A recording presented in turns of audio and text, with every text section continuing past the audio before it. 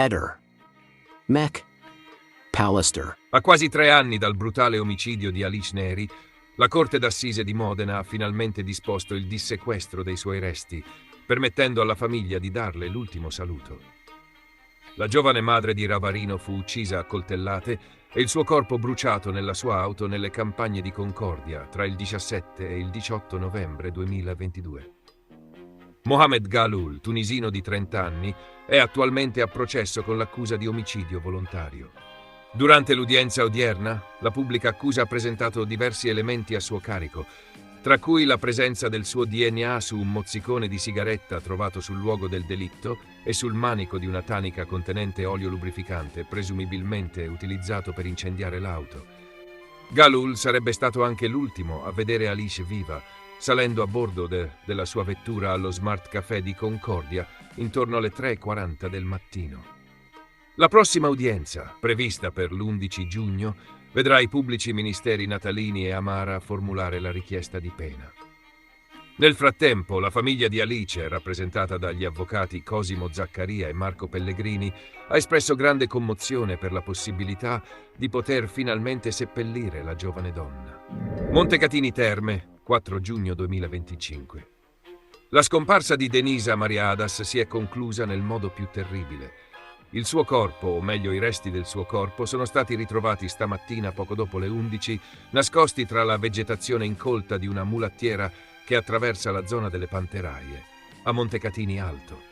Il luogo è isolato, ai margini di un casolare abbandonato, dove solo i cinghiali e i rovi fanno compagnia al silenzio. È lì che qualcuno ha deciso di occultare il cadavere della trentenne romena, scomparsa da Prato nella notte tra il 15 e il 16 maggio. Chi l'ha uccisa ha tentato di cancellare ogni traccia, abbandonando il corpo sotto un cumulo di sterpaglie, sperando che il tempo, la natura e l'oblio completassero l'opera.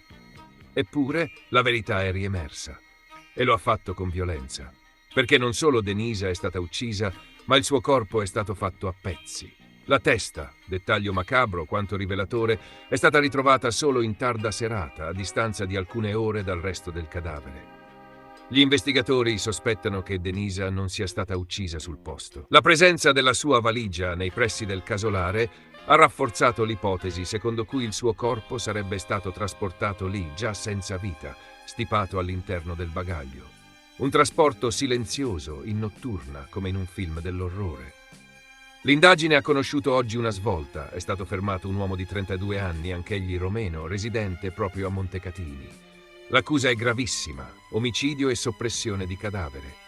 Si tratta di una guardia giurata, sottoposta nel pomeriggio a un lungo interrogatorio andato avanti fino a sera. Gli inquirenti, che lo tenevano d'occhio da giorni, sono arrivati a lui incrociando una mole impressionante di dati. Le immagini delle telecamere, i tabulati telefonici, le celle agganciate nella notte della scomparsa e soprattutto i dati di geolocalizzazione della sua auto, una Volkswagen Golf, che secondo gli inquirenti ha tradito il suo conducente. È la fine di un incubo che per 3 settimane ha tenuto con il fiato sospeso amici, familiari e forze dell'ordine. Denisa non si era allontanata volontariamente, non era fuggita, né aveva smesso di rispondere al telefono per scelta. Era morta, e probabilmente lo era da subito. Quella notte, tra il 15 e il 16 maggio, era arrivata a Prato da Roma, dove viveva con la madre Maria Cristina Paun, per incontrare alcuni clienti. Lavorava come escort, con il nome d'arte Alexandra, e si promuoveva attraverso un sito a pagamento. Da Prato, però, non sarebbe mai più ripartita. Nella mattinata di oggi, la Procura della Repubblica di Prato, con a capo il procuratore Luca Tescaroli, ha disposto un vasto sopralluogo nell'area del ritrovamento. Sono intervenuti i carabinieri del ROS, del GIS, dei nuclei investigativi dei comandi provinciali di Prato e Firenze e i vigili del fuoco. Lo scenario che si sono trovati davanti è stato quello di una scena del crimine nascosta, ma non abbastanza.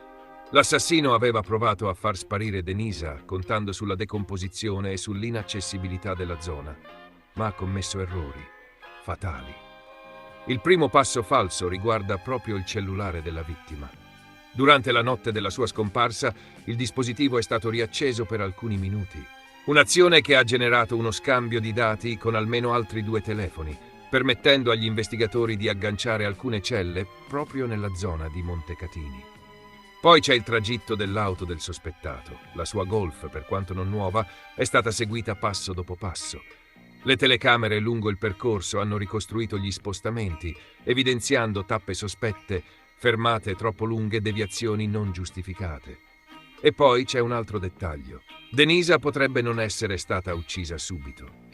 Resta aperto l'interrogativo se la ragazza sia stata segregata per giorni, magari seviziata, prima di essere ammazzata. Sarà l'autopsia prevista nei prossimi giorni a chiarire le cause e l'epoca della morte. Intanto l'inchiesta non si ferma al solo presunto esecutore. Si indaga su possibili complici, fiancheggiatori o persino depistatori che potrebbero aver ostacolato le ricerche. La storia di Denisa ha risvolti oscuri fin dall'inizio. 3 settimane senza notizie, un silenzio totale che ha allarmato subito chi la conosceva. L'ultima volta era stata vista entrare nel residence di via Ferrucci a Prato. Aveva preso alloggio nella stanza 101. Quando il 17 maggio la madre ha denunciato la scomparsa, i carabinieri hanno aperto la stanza e trovato tutto intatto: scarpe col tacco, trucchi, medicinali. La chiave era ancora nella toppa. Nessun segno di violenza, ma neppure indizi di una fuga volontaria. L'auto di Denisa, una Fiat 500, era ancora parcheggiata davanti alla struttura, con il tagliando settimanale ben visibile. L'inchiesta si è complicata presto. Al centro delle indagini era finita persino la madre della ragazza, Maria Cristina Paun, indagata per false dichiarazioni al pubblico ministero. Secondo un'amica di Denisa, ascoltata dagli inquirenti, la madre avrebbe confessato in privato che la figlia era stata rapita da un gruppo di romeni, torturata e seviziata fino a farle saltare i denti. La testimone ha parlato anche di un misterioso avvocato, amico della madre, che, invaghitosi della ragazza, avrebbe organizzato il rapimento. Versione mai confermata dalla Paun, che si è chiusa nel silenzio. Proprio per questa discrepanza, la donna è stata iscritta nel registro degli indagati. Ma anche il nome dell'avvocato è finito nel mirino della procura. Si tratta di Marco Crocitta, 45 anni, originario di Reggio Calabria, ma residente a Milano. Anche lui è stato indagato per sequestro di persona. La sua posizione è sotto esame. Il magistrato ha autorizzato perquisizioni, prelievi di DNA e analisi delle impronte nella camera del residence dove alloggiava Denisa. C'è poi un altro dettaglio inquietante che emerge dagli atti. Poco prima di sparire, Denisa avrebbe confidato alla madre di sentirsi seguita. 2 uomini l'avrebbero osservata con insistenza nei pressi del residence. Avevano sui 40 anni, secondo quanto riferito dalla donna al proprio avvocato. E ancora, nella notte, Denisa ha parlato al telefono con un uomo di origine romena. Testimoni ricordano che appariva agitata, nervosa. Una barista l'avrebbe sentita dire in romeno con voce tremante: «Se vado da lui o mi vede, mi ammazza». Era l'ultimo grido di aiuto, un presagio che oggi fa rabbrividire. Intorno alle 23:30 la ragazza aveva avuto l'ultimo contatto telefonico con la madre. Poi, più nulla. Le amiche hanno provato a contattarla il giorno seguente. Una di loro ha anche lanciato un appello disperato su un canale di messaggistica, parlando di una situazione gravissima. Ora l'inchiesta continua. Gli inquirenti vogliono sapere se Denisa è morta quella notte o se è rimasta in vita per giorni. Vogliono sapere se il 32enne fermato ha agito da solo o se qualcuno lo ha aiutato. Vogliono capire se ci sono state complicità, se l'occultamento del cadavere è stato l'ultimo atto di una sceneggiatura più ampia, più torbida, forse orchestrata da più mani.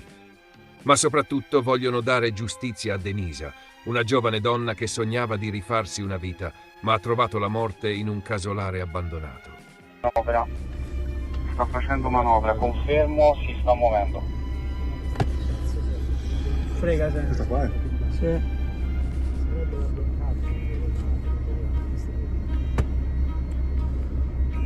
Ne sai interventi sulla Questo nostra è il trasporto posizione? materiale. Stregua, segui la Golf, segui la Golf.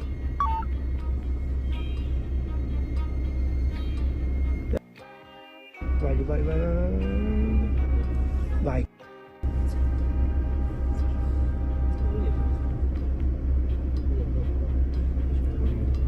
Boh. Push.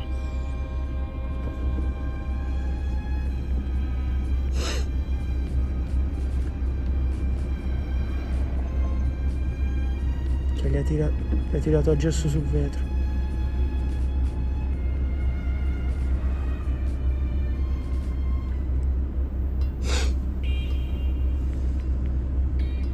Facciamogli fare un attimo di exploitation. Eccole, flash.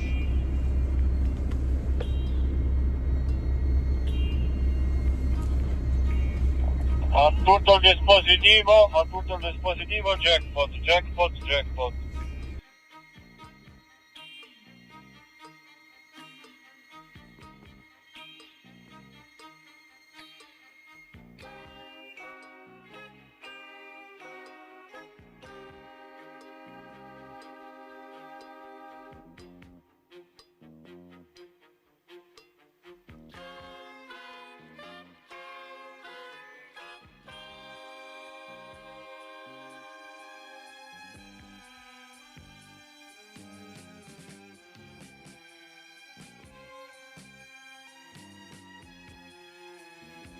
Il dramma di Denisa Maria Adas si è concluso nel modo più tragico.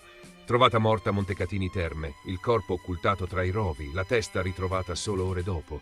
Arrestato un 32enne, guardia giurata. Firenze, 4 giugno 2025. C'era ancora chi sperava in un miracolo, in un ritrovamento in vita dopo settimane di silenzio e angoscia. Ma con il passare dei giorni quelle speranze si erano ridotte a un filo sottilissimo, quasi impercettibile. E oggi, purtroppo, è arrivata la conferma più crudele. Denisa Maria Adas è stata trovata senza vita. Il suo corpo giaceva seminascosto tra la vegetazione, gettato tra rovi e sterpaglie nei pressi di un casolare abbandonato, lungo una mulattiera nella zona delle Panteraie a Montecatini Alto. Era lì almeno dal giorno della sua scomparsa, avvenuta nella notte tra il 15 e il 16 maggio. A scoprire i resti, poco dopo le 11 di questa mattina, sono stati i carabinieri, al termine di una lunga attività investigativa coordinata dalla Procura della Repubblica di Prato. Denisa aveva 30 anni. Di origini romene, viveva da tempo a Roma, nel quartiere popolare di Torpignattara, insieme alla madre. Lavorava come escort di fascia alta e pubblicizzandosi su siti specializzati sotto lo pseudonimo di Alexandra. Era arrivata a Prato per pochi giorni, alloggiando al Residence Ferrucci, dove riceveva clienti in forma privata. L'ultima sera, però, qualcosa è andato terribilmente storto. Il killer ha un volto e un nome. Vasile Frumuzache, 32 anni, di professione guardia giurata. È stato arrestato oggi con l'accusa di omicidio volontario e soppressione di cadavere. Vasile Frumuzace, cittadino romeno anche lui, risiede a Monsummano Terme e lavora regolarmente come guardia giurata. Gli investigatori, che lo considerano armato e pericoloso, lo tenevano sotto stretta osservazione già da giorni. La svolta è arrivata incrociando i dati delle telecamere di sorveglianza, i tabulati telefonici e i tracciamenti GPS della sua auto, una Volkswagen Golf. Il percorso del veicolo e i dati geolocalizzati lo collocano inequivocabilmente nella zona dove oggi è stato ritrovato il corpo. Secondo la ricostruzione preliminare, Frumuzache avrebbe prima ucciso Denisa, non è ancora chiaro dove e in che modo, e poi trasportato il suo corpo nella valigia della donna, rinvenuta vicino al luogo dell'occultamento. Il cadavere è stato quindi gettato tra i rovi, coperto da un cumulo di sterpaglie, probabilmente nella convinzione che bastasse l'isolamento del luogo per impedire ogni ritrovamento. Ma così non è stato. L'uomo è stato fermato e sottoposto a un lungo interrogatorio nel tardo pomeriggio, alla presenza del procuratore Luca Tescaroli. Al momento, su quanto abbia riferito agli inquirenti, vige il massimo riservo. Un dettaglio agghiacciante: il corpo era decapitato, la testa è stata trovata solo in serata, nelle vicinanze del punto in cui erano stati recuperati i resti. A rendere ancora più macabra questa vicenda è stato il particolare emerso nelle prime ore dell'indagine sul posto. Il cadavere di Denisa era privo della testa. Solo in tarda serata gli inquirenti, dopo una perlustrazione più approfondita dell'area, hanno rinvenuto anche il capo della giovane, confermando che si tratta a tutti gli effetti di un omicidio efferato, su cui sarà ora compito dell'autopsia stabilire le modalità della morte e l'eventuale presenza di segni di sevizie o torture.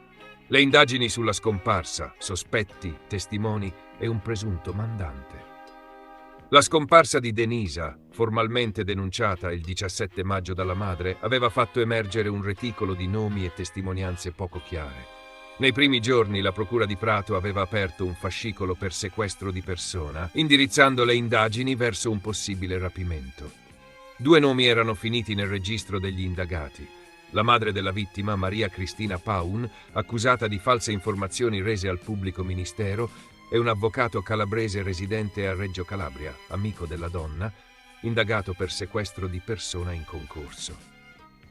Un'amica di Denisa, poi sparita nel nulla, aveva raccontato agli inquirenti di aver ricevuto confidenze dalla madre della giovane, secondo cui la figlia sarebbe stata rapita da un gruppo di romeni che volevano costringerla a prostituirsi per conto loro. A detta della testimone, questa versione sarebbe stata riferita alla madre proprio dall'avvocato, che si sarebbe detto convinto che la ragazza fosse ancora viva. Tuttavia, lo stesso legale ha negato ogni coinvolgimento, spiegando che le sue parole erano solo un modo per rassicurare una madre disperata, senza alcuna base informativa concreta. Una versione che però non ha convinto del tutto gli inquirenti, tanto da portare all'iscrizione nel registro degli indagati e al sequestro di dispositivi elettronici per accertamenti più approfonditi. Contestualmente i carabinieri avevano già individuato alcuni elementi contraddittori nei racconti della madre, motivo per cui anche lei è formalmente indagata. L'ultima sera Denisa era agitata, parlava di 2 uomini che la seguivano. I dettagli emersi sulla sera della scomparsa sono frammentari ma inquietanti. In una telefonata avvenuta poche ore prima di svanire nel nulla, Denisa aveva confidato alla madre di essere stata seguita da 2 uomini sui 40 anni fino all'ingresso del residence. Alcuni testimoni hanno confermato che quella sera la ragazza appariva molto agitata. Una barista ha riferito di averla sentita parlare in romeno con voce tremante, dicendo «Se vado da lui, mi vede e mi ammazza». In tarda notte, Denisa ha avuto alcune conversazioni telefoniche con un uomo di origine romena, poi il suo cellulare si è spento. L'indomani, le amiche, preoccupate per il silenzio improvviso, hanno cominciato a cercarla. Una di loro ha anche lanciato un appello anonimo via messaggio, parlando di una situazione gravissima. I carabinieri sono entrati nella stanza 101 del Residence Ferrucci e l'hanno trovata apparentemente in ordine. Scarpe con i tacchi, trucchi, effetti personali, farmaci, ma nessun segno di violenza. L'auto della donna, una Fiat 500, era ancora parcheggiata fuori, con il tagliando settimanale sul cruscotto. Nessun indizio di una fuga volontaria. Da quel momento le indagini hanno preso corpo. Ora gli inquirenti si concentrano sui dettagli. Denisa è stata uccisa subito, è stata sequestrata e Vasile Frumuzac che ruolo aveva davvero nella sua vita. I prossimi passi investigativi saranno cruciali per chiarire quanto accaduto. L'autopsia stabilirà tempi e modalità della morte e soprattutto se Denisa sia stata uccisa la notte stessa della scomparsa o tenuta segregata per giorni. Resta ancora da capire il rapporto, se ce n'era uno, tra la vittima e Vasile Frumuzac. Per ora si sa soltanto che si conoscevano, ma da quanto e in quali circostanze resta avvolto nel mistero. L'inchiesta rimane aperta e non è escluso che possano emergere ulteriori responsabilità. Omicidio di Chiara Poggi, tra telefonate fantasma, tabulati invisibili e messe esorcistiche, il ritorno di Andrea Sempio sulla scena del crimine. Forse dal 2007 al 2017, fino al 2025. No, non è la trama di una serie Netflix su casi irrisolti, ma la cronologia delle indagini sull'omicidio di Chiara Poggi, che più che una storia giudiziaria somiglia a un eterno déjà vu investigativo. Si riparte, guarda caso, proprio da dove si era già passati. Da Andrea Sempio, l'amico del cuore che in questa storia è come il prezzemolo. Non lo trovi tra gli ingredienti principali, ma poi salta fuori dappertutto. Le nuove indagini, infatti, decidono di riaprire un cassetto ben noto, quello delle telefonate fantasma. Sì, perché nella versione fornita da Sempio ai carabinieri nel lontano 2008, il nostro protagonista racconta, con sicurezza degna di un oracolo, di aver chiamato 2 amici nel pomeriggio del 13 agosto 2007, giorno del delitto. I prescelti sono Roberto Freddi e Mattia Capra. Tranquilli, loro non sono indagati, fanno solo da comparse in questo noir lombardo. Peccato che a distanza di quasi 20 anni i tabulati di quelle telefonate risultino latitanti. Nessuna traccia, svaporate. Forse usavano piccioni viaggiatori. A confermare la versione di Sempio, però, c'era anche il buon Mattia Capra che, sentito il 4 ottobre 2008, affermava «Sì, mi ha chiamato verso le 16:30-17». E se l'ha detto lui, sarà vero. O forse no, visto che i carabinieri del nucleo investigativo di Milano oggi Si grattano la testa davanti ai tabulati più silenziosi di una biblioteca di clausura. Ma andiamo avanti, perché le sviste telefoniche non sono finite. Già ai tempi delle prime indagini, qualche sopracciglio si era alzato su Sempio. Gli atti dell'inchiesta guidata dall'allora PM Rosa Muscio parlano chiaro. Il ragazzo, l'8 agosto 2007, aveva chiamato Casa Poggi. Fin qui tutto bene.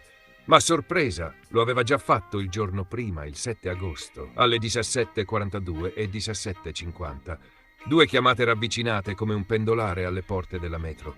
E uno si chiede, perché? Forse Sempio aveva già intuito, con l'intuito di Sherlock Holmes in vacanza, che l'amico Marco era via con i genitori, eppure chiamava lo stesso. Magari solo per il piacere di parlare con Chiara? O forse c'era altro? Interrogativi che rimasero lì, appesi come salami in cantina, anche perché Sempio fu riconvocato, ma poi elegantemente depennato dalla lista dei sospettati. Fino al 2016, quando, colpo di scena, rieccolo. Tornato in auge come un revival degli anni 2000, Sempio finisce intercettato l'11 febbraio 2017. Ed è in quell'occasione che dà prova del suo sangue freddo, anzi gelido. C'è in ballo 30 anni di galera, osserva con la tranquillità di chi sta scegliendo un gelato. E ancora, del popolo bue non me ne frega più niente. Che classe, che aplomb. Altro che avvocato Agnelli.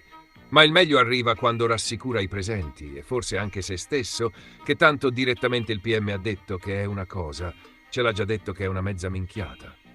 Ah beh, se lo dice il PM, allora siamo tutti più sereni. Basta una mezza minchiata per archiviare tutto. E infatti la polizia giudiziaria conclude con un'eloquente, completa assenza di elementi a supporto delle ipotesi accusatorie su Sempio. Tradotto, carta canta, ma in questo caso non canta nessuno. Solo silenzi e assenza di prove, come una partita a Cluedo finita in pareggio. Eppure, proprio da quel dossier archiviato nel dimenticatoio più profondo, riemerge nel 2025 un appunto del 2017 della Procura Generale di Milano. Anche qui, Sempio viene praticamente escluso dalla scena del crimine. Perché? Non riesce a condividere quelle caratteristiche di intimità e confidenza con la vittima che giustificano le particolari modalità di ingresso. Insomma, Chiara non gli avrebbe mai aperto, forse neanche la porta del balcone.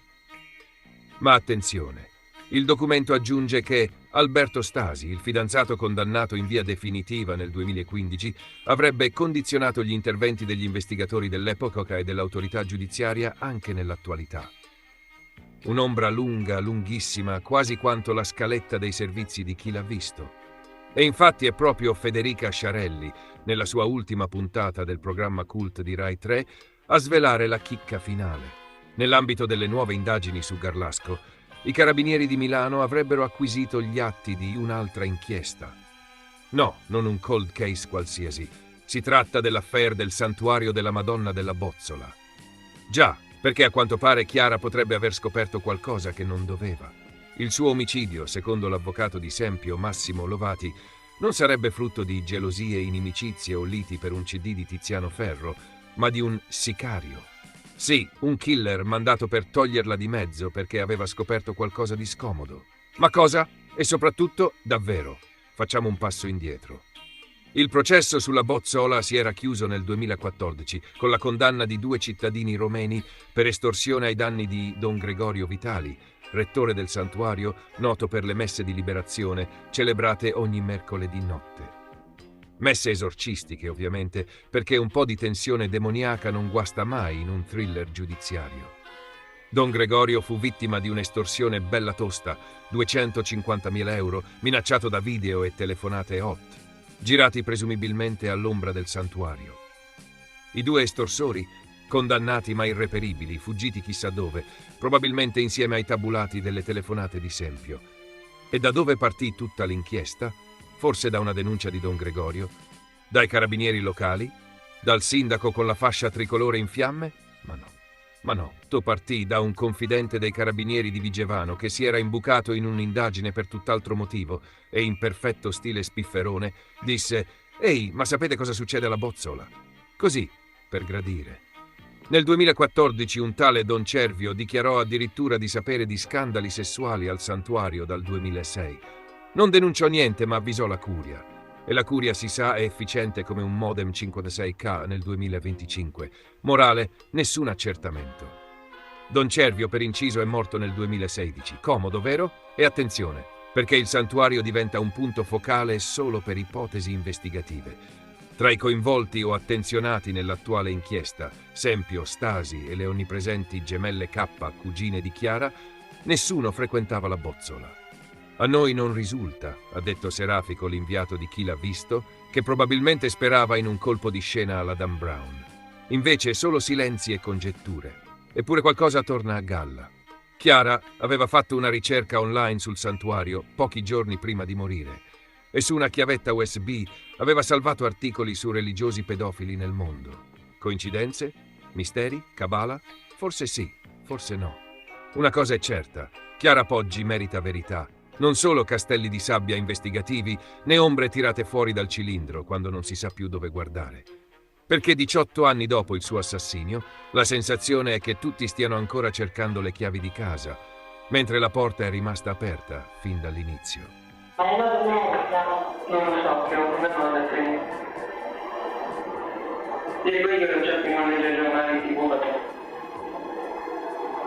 Cioè, ogni volta che ripeto è una... Cioè, tu devi immaginare che scoperta io. Non so come... Cioè... Non lo so. Cioè, infatti, cioè, anche quelle cose lì non è che loro mi chiedono, però non è che io per te, perché sono le cose da panico, cioè, capisci? Cioè, non è come quando, che ne so, sono andato a prendere la pizza, ero tranquillo, me lo ricordo. Lì è stato tipo un attimo. Quindi... Ma non sai se c'è un appuntamento con il mattina? No. Cioè, ci siamo lasciati che ci saremmo degli visti, non so quando, non so che ora, quando voleva mi chiamava lì. Sì, E tu non c'è che magari andavo da lei? diceva tua sorella, non mi sa. Io andavo da lei. Non tua sorella? No, Ah, lei fa una gamba. ah, ok. Io. Allora sì, ti devi chiamare una volta e gli hai detto che comunque il ragazzo è andato bene. Ah, ok, no, io ti confondo con tua sorella perché siete lì. Cioè, non mi ricordo. Secondo me il martello perché ero Io l'ho lasciata da sola e l'ho scoperta io, immagino te. Vuoi fare la fine di Mara?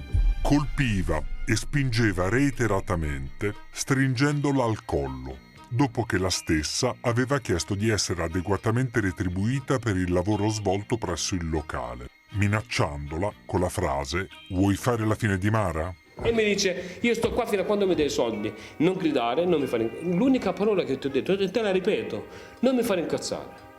Boh, punto. E lei mi risponde, se no cosa fai? Mi fa fare la fine Mara? Allora lì mi sono incazzato veramente, ho preso la sua borsa e l'ho sbattuta fuori. Non ho mai fatto nel male a nessuno, soprattutto a una donna. A un uomo probabilmente se sono arrabbiato magari ti spacco anche la gamba, non c'è problema. Però a una donna non l'ho mai toccata, mai. Anche perché, ti spiego perché. Perché secondo me devi essere cosciente, che le donne a volte non lo sono, se un uomo dà uno schiaffo a una donna, la donna gira 3 giorni. Costringeva la donna, che svolgeva attività lavorativa come cameriera presso il locale Don Ciccio, sito in Chiomonte e da lui gestito, a subire atti sessuali, consistenti in reiterati palpeggiamenti nelle parti intime, accompagnati da apprezzamenti e inviti a seguirlo nella sua stanza. Mai. È interessante quella cosa. Io non vedo l'ora di fare questo processo qua. Con le donne Luca è molto cattivo, aggressivo, rude, le tratta come una pezza. Con i maschi cambia atteggiamento, fa il forte con i deboli. Milione Vincenzo mi ha incontrato per strada a Bussoleno, insultandomi, dicendomi falsa di merda dal finestrino della macchina e sputando a terra. Se devo sputare ti sputo in faccia, 1. Se io la mia intenzione è di sputarti, che io odio lo sputo, se ti devo sputare veramente ti sputo in faccia, 1. Non c'ho bisogno di sputare per terra, io forse non mi conoscete ancora, io sono diretto. Se ti devo dire una cosa te la dico, se devo fare una cosa te la faccio. Non c'ho bisogno di tergiversare. Ok. 1, 2. La bugia si sembra le gambe corte. Io a Bussoleno non posso andare. Non che non ci posso andare, ci posso passare, ma quando vado a fare la spesa. Sono spaventata, Sono spaventata, questo qui mi ha visto, mi ha sputato fuori dal finestrino, sono spaventata. Come mai Mara non ha chiamato il fratello alle 3 di notte visto che aveva le chiavi di casa? Capito? Come mai non ha chiamato il suo ex marito visto che si trovava in difficoltà alle 3 di notte? Come si fa a tornare a piedi da Chiomonte a Susa senza marciapiede alle 3 di notte con tutti i pericoli che ci sono, lupi, cinghiali, ma stiamo scherzando? Quindi secondo me, anche per gli inquirenti stessi, Mara ha chiamato l'assassino, Mara ha chiamato qualcuno. Mara ha chiamato qualcuno che magari non gli ha detto di no, invece poi è venuta. Poi magari lascia il telefono a casa, perché i telefoni si lasciano a casa e chiunque sa che il telefono è intercettabile, e il telefono è un carabiniere in tasca, quindi il telefono registra tutto, i movimenti, le celle, tutta questa roba qua. Infatti Mara è stata trovata per quel motivo lì. Quando Liliana muore, Sebastiano sembra insistere per seppellire con lei una coperta ben precisa. Lui è seduto lì, io sono seduta qui, lì c'è una sedia con della roba lavata, prende sta coperta e me la lancia. Mi arriva sta coperta, quella marrone bruttissima, era una coperta che a me ricordava, perché ho vissuto 8 anni in campo profughi, ci davano le coperte da militare. E quella di Sebastiano ci mancava solo il timbro della Croce Rossa, perché era uguale. Gli ho detto: ma cosa mi dai? Questa coperta così brutta e pesante, pesa più la coperta che Liliana. E infatti la coperta sta nella bara ragomitolata vicino alla testa di Liliana. E l'ha consegnata all'agenzia, e l'agenzia ovviamente, ma non l'ha coperta Liliana, perché Liliana stava dentro il sacco bianco della sala mortuaria. Quando c'è stata la riesumazione, l'avvocato Cozza mi manda le foto e mi dice: ma Silvia, ma che razza di bara avete scelto? E io sono rimasta di stucco, perché poi vedendo le foto che è la bara da cremazione, io ho detto: ma guarda che nessuno in agenzia ci ha detto, almeno in quel momento, che bisognava che ci fosse la cassa di zinco. Noi non abbiamo scelto quella bara perché è grezza, noi abbiamo scelto una bara chiara, lucida. Niente cremazione e il corpo deve rimanere a disposizione dell'autorità giudiziaria. Sembra che la Liliana era andata dentro un loculo comune, in un campo comune, di sepoltura comune, che non è previsto nella norma di legge la cassa zincata, cioè a Trieste le casse zincate vanno in determinati loculi e determinati luoghi. Dobbiamo chiederci da dove arrivano tutti questi soldi, perché Liliana dà 1.600 euro a dicembre a Sergio, che al momento si pensava fosse la 13ª, poi abbiamo visto dai tabulati della banca che non è così. A dicembre sempre Sebastiano mi dice che, e non solo a me, perché erano presenti sia mia figlia che mio genero, quindi non può dire che me lo invento, e mi dice che ha dato 27.000 euro al figlio per il ristorante e ha aggiunto: se sapevo che andava fallito non gli davo niente. Adesso 20.000 sono in casa, io non voglio fare i conti in tasca a nessuno, ma in questa occasione, in questa situazione bisogna fare i conti in tasca, perché poi ha trovato 2.400 euro, poi il mazzetto che voleva portare alla laurea da tenere, insomma lui, anche il GIP ha chiesto di sapere da dove provengono. Allora, secondo me, una mia opinione, magari non è giusta, c'è qualcosa che Liliana sapeva e non poteva uscire da quella casa, perché lui avrebbe avuto paura che lei un giorno o l'altro raccontasse qualche cosa, e in più non aveva più la copertura di Liliana. Secondo me Liliana lo copriva, perché se torniamo di nuovo a fare i conti della serva, con 1.800 euro che aveva Liliana e 560 lui, sono 2.300 circa, no? Sì. Però se togli 700 d'affitto di casa, sì, 150 del magazzino, le bollette ogni 2 mesi, la benzina, l'assicurazione, metti le ruote dell'auto e tutte queste gitte non bastano, anche se lui a mia figlia ha detto che le gite fuori porta le pagava lui con la sua pensione. E allora io gli ho detto: senti, dimmi come fai, che faccio anch'io. Non è ancora venuto fuori perché lui ha sempre detto che dal martedì al giovedì poteva fare quello che voleva. Lui non gli fregava niente se si chiamava Claudio, Antonio, come vuoi dire. Sì. L'importante era che lei il weekend stesse con lui per andare in giro per le saune e tutto il resto. Poi anche il fatto che quando sono andati in Romania a portare l'auto dell'amico, quando è tornato lei mi ha detto che era spaventatissima. Liliana mi ha detto che aveva paura, che non è stato un bel viaggio. E c'era sempre lui di mezzo. Lei aveva il fiato sul collo di Sebastiano. Se noi eravamo lì dentro e lui parlava magari con mio marito, io uscivo magari per andare di là da mia nipote, da mia figlia, lui ci veniva dietro.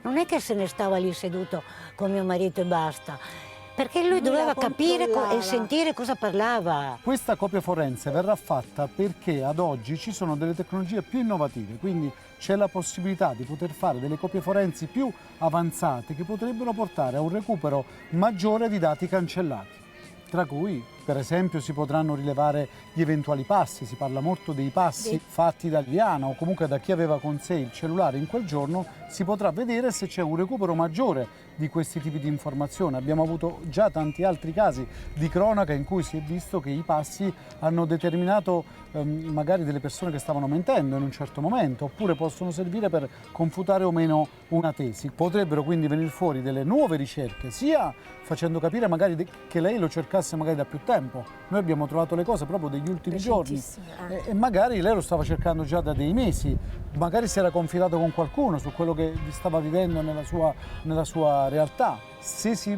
dovesse ancora parlare di suicidio, perché questo non lo sappiamo alla luce anche dei nuovi riscontri che abbiamo visto proprio in questi giorni, anche sapere cosa lei cercasse all'interno del web potrebbe far capire quello che era il suo stato d'animo e se davvero aveva intenzione di fare qualcosa, oppure se qualcuno gli ha fatto del male. Ehi, non dimenticare di iscriverti a questo canale.